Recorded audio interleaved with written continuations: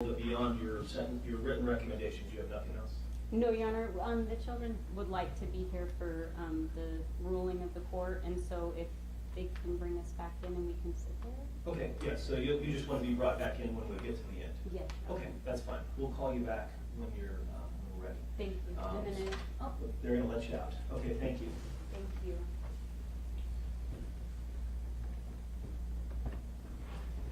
Mr. J. Rawlings, if you'd like to come up to the podium.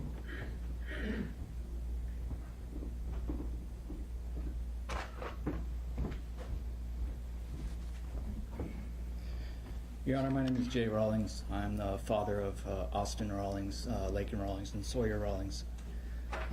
Lauren Rawlings is my ex-wife. We have a very cordial working relationship. I would like to go on the record to state that I think the prosecution has done me a severe disservice by only including Lauren in their conversations and phone calls. Any information that I got about this case was called to Lauren and then mailed to me. So through correspondence with my ex-wife, thankfully we have a good working relationship, I found out what was going on in this case. I received a phone call from Mr. Seuss in December of 2019 and no further contact after that except written letters. I was not asked by the prosecution if I wanted to speak today. I was left off of the victims list. For what reason, I don't know. It's not really important. But I would like to state and say that it's a rare instance for people to be able to meet their heroes in life, and often when you do, you're disappointed by them. It's even a rarer instance for you to get to grow up with your hero. I've looked up to Daniel ever since I could walk. He's taught me how to wrestle, how to ride a bike, how to start a fire. We did Boy Scouts together. He even taught me how to drive. It's been one of the biggest influences in my life besides my own father, who sadly is not here today because he died in 2020. But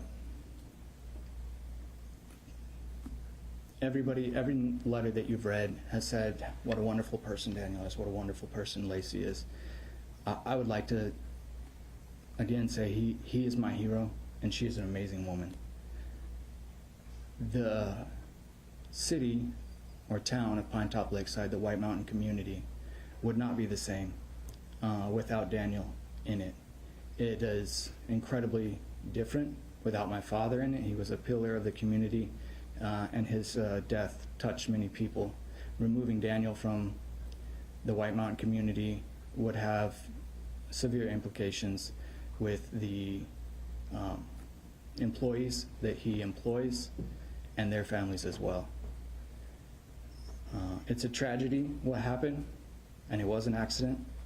As Mr. Seuss alluded to earlier, this was not an accident because there were signs posted an accident would be running a stop sign and then getting into an accident. Those two things are the same. If you run a stop sign, you are breaking the law, right? Whether you did it intentionally or not. So I would like to state that this accident, while albeit tragic, is still an accident. Sending Daniel to prison would not be a punishment to him. You could not punish him any more than he's already punished himself. The loss of 2 children and a niece, and having to carry that burden around for the rest of your life, is the punishment. Going to prison where he has 3 meals a day and is able to work out and whatever else happens in prison is not going to be punishment to him, but rather punishment to Dallin and Nellie, who need their father very much. I'm a grown man and still have a lot of life to live without my dad. And it's had a tremendous impact on my life, losing my father at an adult age. And I think about this, what we're talking about today, taking these 2 children's father from them at an early age is not just. It's not I don't like to use the word fair, but for lack of a better word, it is not fair to them. The only people who would be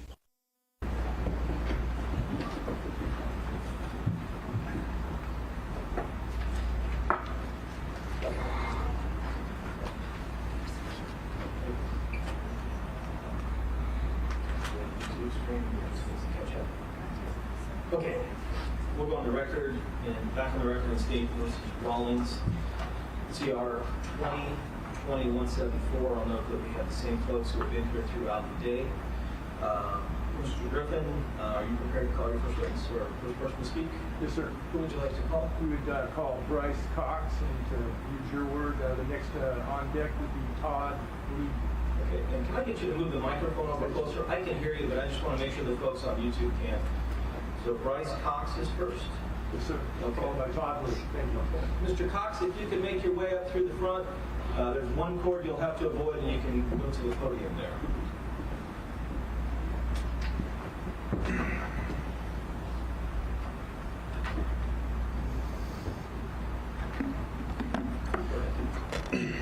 Your Honor, I'd like to thank you for this opportunity. I've known Daniel for over 30 years, since we were both children, and I grew up working for his father, and by doing that we kind of grew up together. We worked side by side. More than working with him, our families became close friends. We went on vacations together, we went on trips together.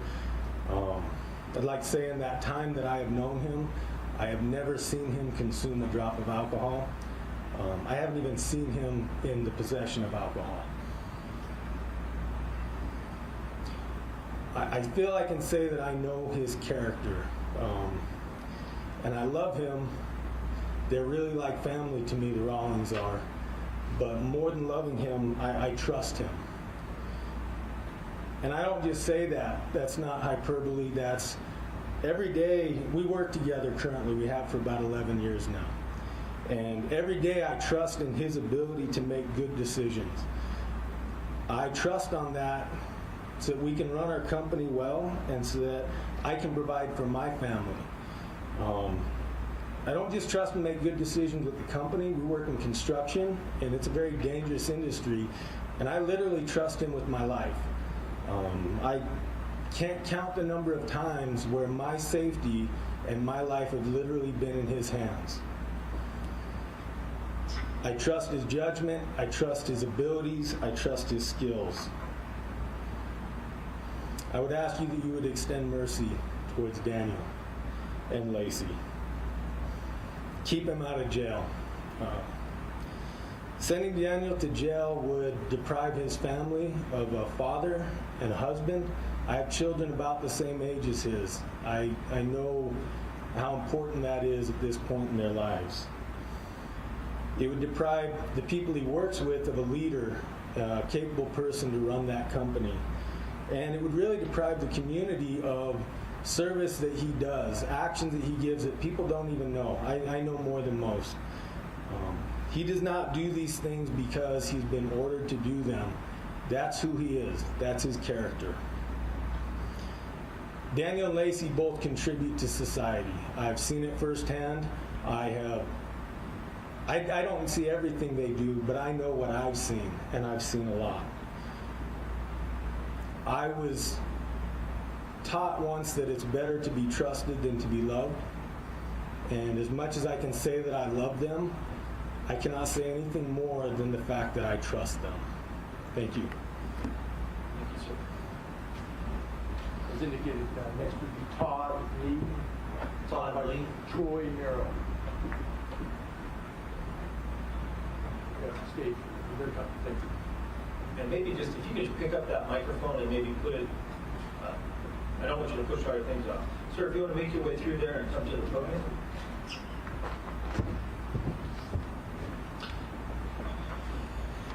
Go ahead, Mr. Lee. My name is Todd Lee. I've been a family friend of the Rawlings for as long as I can remember, and I've been a part of Daniel's life for his whole entire life. That being said, Daniel has always been nurturing, diligent, thoughtful, and a great individual who is an upstanding member of our community. Above all, Daniel is dedicated and a loyal father and a husband Through the course of Daniel's success in running a business, his number one priority has always been his family, and he encourages and allows for his employees to share that priority. Daniel has always supported his children in their many endeavors, including school activities, church activities, and sporting events, which include countless hours of coaching. Is it easy to see the simple joy that his family truly brings him? Daniel is without a doubt a devoted family man, and Daniel's children have always been his highest priority. Knowing and understanding his situation, I truly believe that Daniel would never intentionally put any member of his family in harm's way. That being said, Daniel knows he is responsible for his actions, and I truly feel and believe that Daniel has and will continue to suffer the consequences of his actions for the rest of his life. Trusting your judgment, if you feel punishment is necessary, I believe that probation would be sufficient. This would allow for Daniel to be able to continue to be a father and have a vital impact on his children. Daniel's children need him, especially at this critical time. Let's not forget that they lived through this tragedy and are trying to rebuild their lives. It is my hope and prayer today's proceedings will end with Daniel, Lacey, Daniel, and Nellie being able to go home as a family. Thank you. Next would be Troy Merrell, followed by Josh Bieler. Thank you, Troy Merrell. Yes,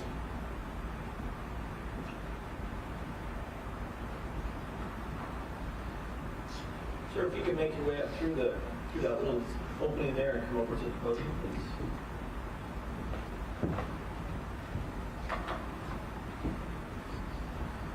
Go ahead. Your Honor, I'm Troy Merrell, and I just wanted to share a few of my thoughts. First of all, I want to hope I keep my emotions together. I want Jay and Lauren to know they're great parents, and their daughter Austin will always be part of my heart, along with the other two daughters, Sawyer and Lakin. Daniel and Lacey might be two of the best, kindest people I know. I've known Daniel for over 20 years now. He's been part of my life and an inspiration to me. I love his kids with all my heart. Kobe and Willow meant the world to me.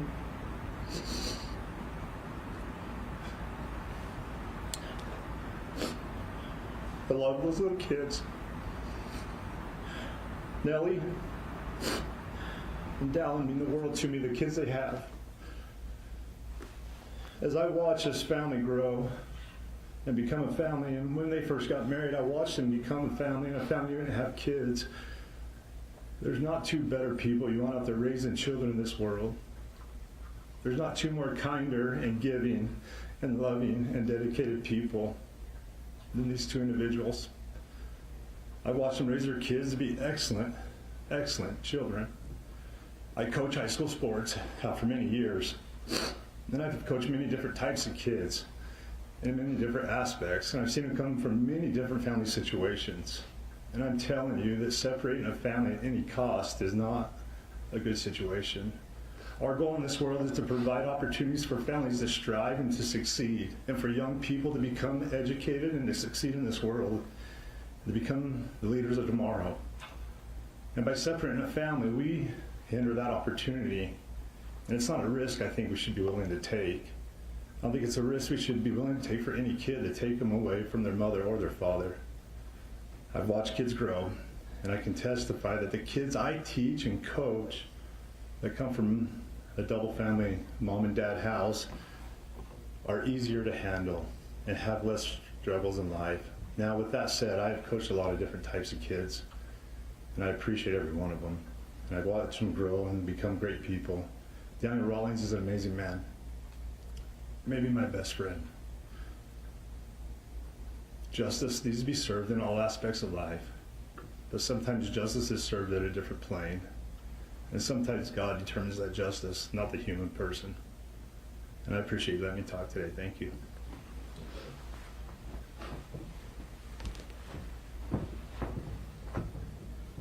Mr. Josh Bieler, followed by Nate Sherman. Thank you.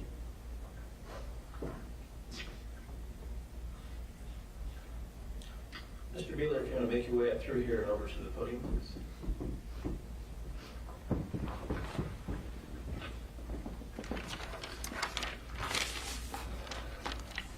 My name is Dr. Joshua Bieler. I'm an orthodontist with a private practice in Show Low and a friend of Daniel Rawlings, as well as one of his religious advisors. Daniel